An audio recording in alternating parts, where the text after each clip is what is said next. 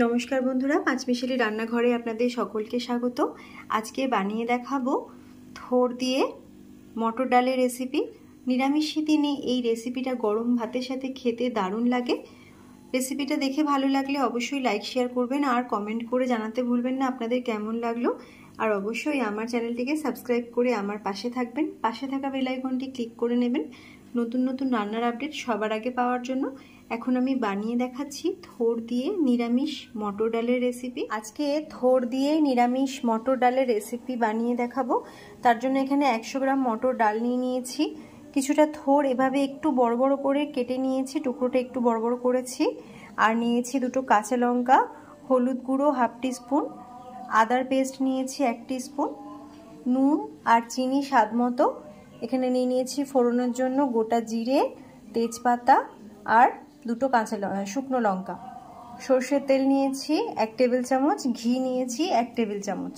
এখন প্রথমে কুকারে দিয়ে দিচ্ছি জল। ডাল সিদ্ধ করতে হবে আর এদিকে থোড়টাও সিদ্ধ করতে হবে। আমি একসাথেই ডাল আর থোড়টা দিয়ে দেবো। তো জল দিয়ে দিয়েছি, এর মধ্যে দিয়ে দিচ্ছি মটর ডালটা। মটর ডালটা আমি আগে থেকে ধুয়ে নিয়েছি। এখন দিয়ে দিচ্ছি ডাল আর সাথে মিশিয়ে দেবো থোড়। এখন দিয়ে দিচ্ছি থোড় আর কাঁচা লঙ্কা আর একটু হলুদ গুঁড়ো মিশিয়ে দিতে হবে। প্রেসার এটা দিয়ে কুকারের ঢাকনাটা দিয়ে দুটো সিটি দিয়ে নিতে হবে। ডালটা সিদ্ধ করে নিয়েছি, দুটো সিটি দিয়ে কুকার থেকে প্রেসারটা বার করে নিচ্ছি।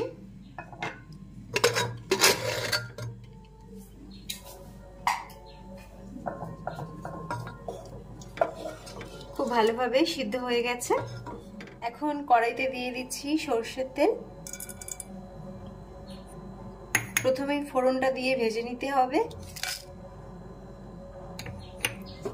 ফোড়নটাকে একটু নেড়ে চেড়ে ভেজে নিচ্ছি। থোড় দিয়ে মটর ডালের এই রেসিপিটা ভাতের সাথে খেতে খুব ভালো লাগে। এখন ফোড়নটা ভেজে নিয়েছি, এবার দিয়ে দিচ্ছি আদার পেস্ট। একটু সামান্য জল মিশিয়ে নেব। এখন একটু নেড়ে চেড়ে নিচ্ছি।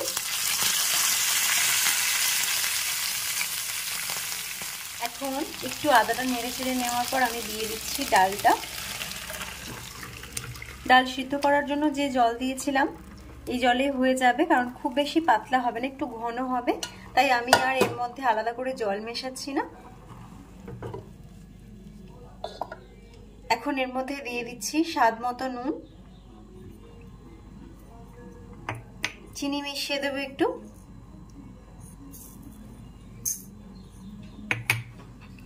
আর মিশিয়ে দেবো ঘি।